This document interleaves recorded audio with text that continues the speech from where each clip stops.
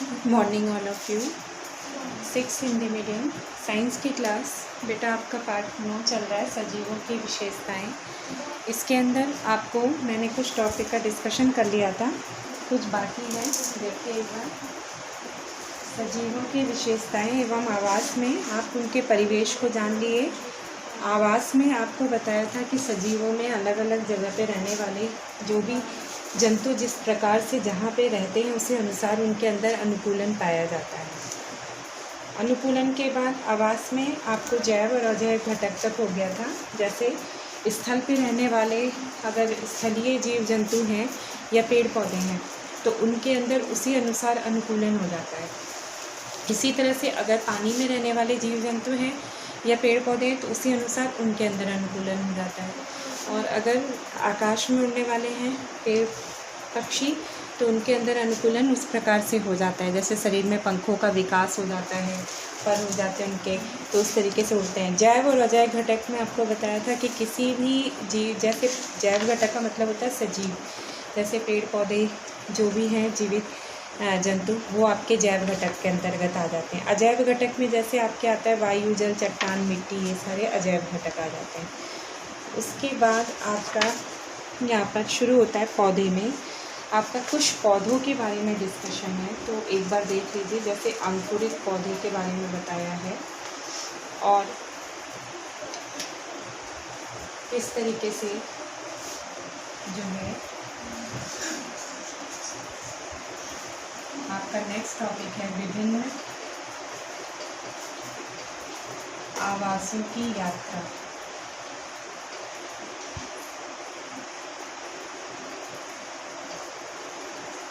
इसमें आपका है कुछ स्थलीय आवास, अब कुछ स्थलीय आवास में है आपका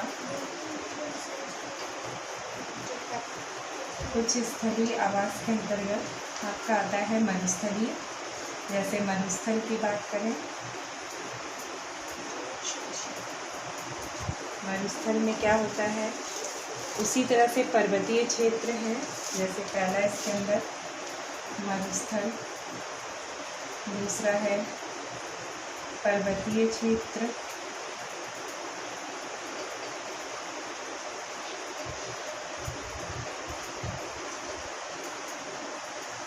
पर्वतीय क्षेत्र। इसके अंदर हम बात करते हैं जैसे आपके किस तरीके से कोई बीज अगर आप लेते हैं कुछ, और बीजों को अगर आप जो है अंधेरे कमरे में रख देते हैं तो उनका विकास नहीं होता, और अगर आप जो है बाहर धूप में रखते हैं तो उनका विकास हो जाता है, क्योंकि उसके लिए जीव को पनपने के लिए अजैव घटक की आवश्यकता पड़ती है। तो इस तरीके से उनके बीच में आपस में संबंध होते हैं। यानी आप इसमें जैव घटक का अजैव घटकों पर निर्भरता समझाइए। इसी में आपके आगे अगर हम बात करते हैं तो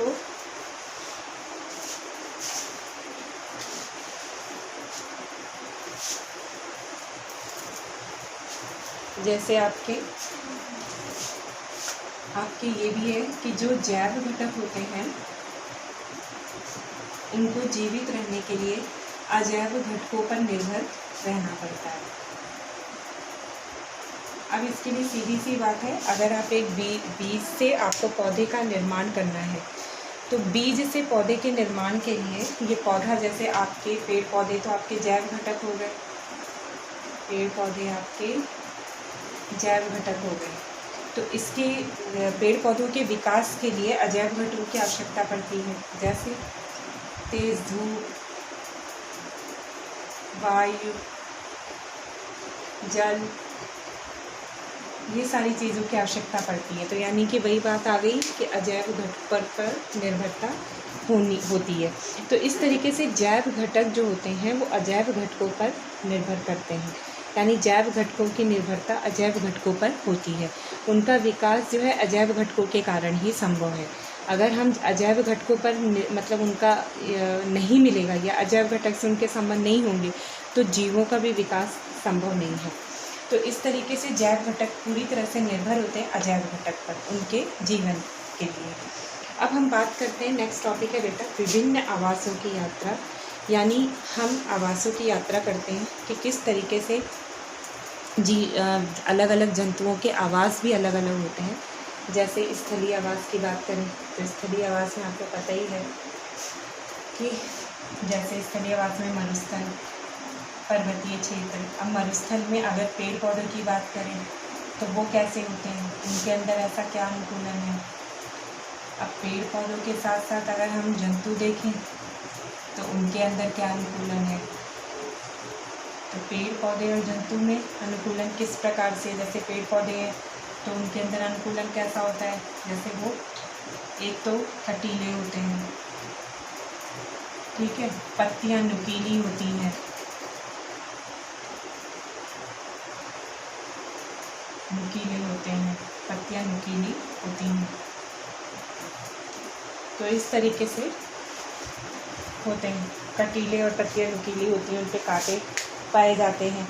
मरुस्थल भूमि पे रहने वाले पौधे इस तरह के होते हैं, जैसे उनमें एक तरीके से कैक्टस है। तो कैक्टस जहाँ पानी की कमी है, और कैक्टस ऐसा पौधा है जिसके लिए पानी की आवश्यकता ज़्यादा नहीं होती। जैसे पेड़ पौधे में आपका कैक्टस है, कैक्टस तो इसमें पानी की कमी होती है, पानी की कम आवश्यकता होती है कैक्टस को, तो इसीलिए ये मरुस्थलीय भूमि पर उगते हैं। तो ये चीज़ें याद रखिएगा कि जहाँ पर जो पेड़ पौधे भी मरुस्थल भूमि पे जो उगने वाले होते हैं उनमें एक तो पत्तियाँ खाना बनाती हैं, पत्तियाँ यानी रूपांतरित हो जाती हैं, नुकीली होती हैं। पत्तियाँ कांटों का यानी उन पर कांटों का रूप होता है पत्तियों पर, और उनका इस तरीके से आपको याद रखना मांसल भाग होता है पत्तियाँ। जैसे नागफनी है, आपका कैक्टस है, तो इनमें एक तो वाष्पोत्सर्जन की मात्रा जो है, वाष्पोत्सर्जन की क्रिया बहुत कम होती है। ऊपर से पौधों में पत्तियां कांटों का रूप ले लेती हैं, तो वाष्पोत्सर्जन में होने वाले जल भी, उसमें भी कमी आ जाती है। तो इस तरीके से प्रकाश संश्लेषण की बात करें तो इनका तना लेता है। यानी मरुस्थलीय भूमि पे जो पेड़ पौधे हैं इनमें खाने का काम यानी प्रकाश संश्लेषण की क्रिया तना करती है। प्रकाश संश्लेषण की क्रिया तने में होती है, तने में होती है।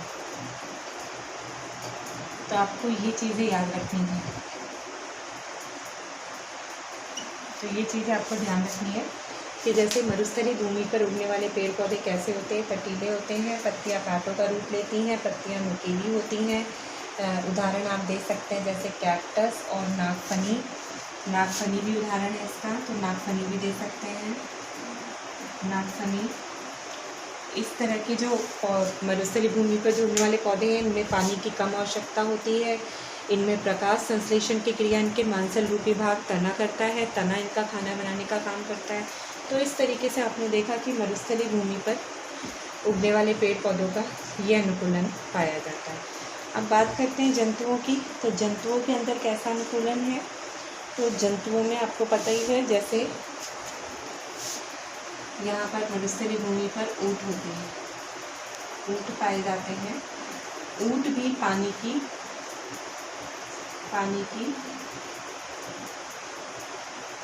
कम आवश्यकता रहती है ऊँट को, क्योंकि इनके अंदर एक थैली होती है जो पाई जाती है जिसके अंदर ये पानी इकट्ठा करके रखते हैं। तो जब ये चलते हैं तो इनको प्यास नहीं लगती और लंबे यानी बहुत दिनों तक ये बिना पानी के भी जीवित रह सकते हैं और चलते रहते हैं। तो इस तरीके से आप देख सकते हैं कि मरुस्थलीय भूमि पर जो उगने वाले पेड़ पौधे हैं उनके अंदर भी अनुकूलन है। तो आप इस तरीके से देख सकते हैं कि जब इनमें जो रहने वाले जीव जंतु हैं उनके अंदर भी अनुकूलन है। तो इस तरीके से आप समझा सकते हैं। जैसे ऊँट है, ऊँट के अंदर एक विशेष प्रकार की थैली पाई जाती है जिसमें कि पानी इकट्ठा करके वो रखता है और लगातार वो रेगिस्तान की भूमि पर चलता रहता है, रेगिस्तानों में चलता रहता है। क्यों? क्योंकि उसको प्यास भी नहीं लगती, वहाँ पानी तो मिलेगा नहीं, तो पानी नहीं मिलेगा तो उसकी जो रचना होती है जिसमें पानी इकट्ठा रहता है उससे वो बराबर पानी अपनी आवश्यकताओं को, पानी की आवश्यकताओं को पूर्ति करता रहता है, तो उसके अंदर वो इकट्ठा पानी कर लेता है। तो इस तरीके से आपने देखा कि मरुस्थल भूमि पे जो पाए जाने वाले जंतु हैं उनके अंदर भी उनसे अनुसार अनुकूलन है। क्योंकि वो वहाँ पे रहते हैं तो उनको जीवित रहने के लिए इस तरह के उनके अंदर रचनाएँ विकसित होती हैं। अब वो बिना पानी के लंबे समय तक लगातार भूमि पर रेगिस्तानी चलते रहते हैं।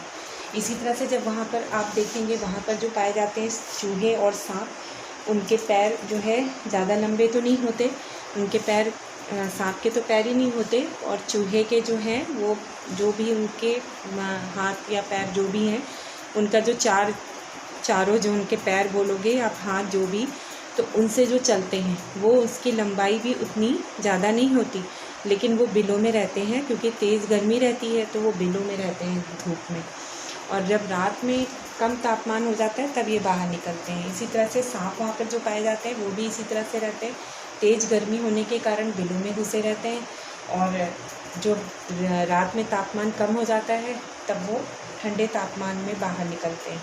तो इस तरीके से आपने देखा। और विशेषतर अगर मरुस्थलीय भूमि पे बात करें तो हम जीव जंतु के अंदर ऊँट को हम विशेष तौर पे देखते हैं, क्योंकि ऊँट जो है एक ऐसा जंतु है जो आराम से, आसानी से मरुस्थलीय भूमि पर जीवित रहता है और कई लंबे टाइम तक जो है वो सफ़र कर सकता है, और उस पर बोझा ढोने का भी काम कर सकते हैं। तो व्यक्ति की अपनी एक वैसी भी आवश्यकताएँ पूर्ति होती रहती है, और ऊँट उनके रोज़गार में भी इस तरह से सहायक रहता है।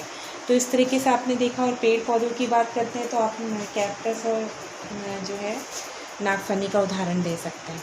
तो इस तरीके से आपने देखा कि मरुस्थलीय भूमि पर रहने वाले पेड़ पौधे और जीव जंतु का किस तरह से अनुकूलन रहता है। अब बात करते हैं पर्वतीय क्षेत्र। पर्वतीय क्षेत्र की बात करें तो यहाँ पर तापमान तो बहुत ठंडा है, तेज़ हवा चलती है, और शीतकालीन अगर आपका शीतकाल में अगर जैसे आपका ठंडे समय में, ठंडक के समय में यहाँ पे बर्फ़ पाई जाती है, तो यहाँ पर उसी अनुसार पेड़ पौधे और जीव जंतु होते हैं। पर्वतीय क्षेत्र में अपना अलग उनके उसी अनुसार उनके अंदर अनुकूलन पाया जाता है। तो पर्वतीय क्षेत्र के बारे में आपका वहाँ पे किस तरह के जीव जंतु हैं और किस तरह के पेड़ पौधे हैं, ये आपका मैं नेक्स्ट वीडियो में सेंड करूँगी। आप जैसे आपने मरुस्थलीय भूमि का एक बार फिर से देख लीजिएगा, जितनी सारी बातें बताई मैंने ये नोट डाउन कर लीजिएगा कि मरुस्थलीय भूमि पर पाए जाने वाले पेड़ पौधे किस तरह के हैं, क्या उनके अंदर रचनाएं हैं, क्या अनुकूलन है, इसी तरह से जंतु के अंदर क्या अनुकूलन है और जंतुओं के अंदर क्या विशेषताएं होती हैं। मैंने आपको पूरा वीडियो के अंदर समझा दिया। बाकी नेक्स्ट वीडियो में। Okay, bye.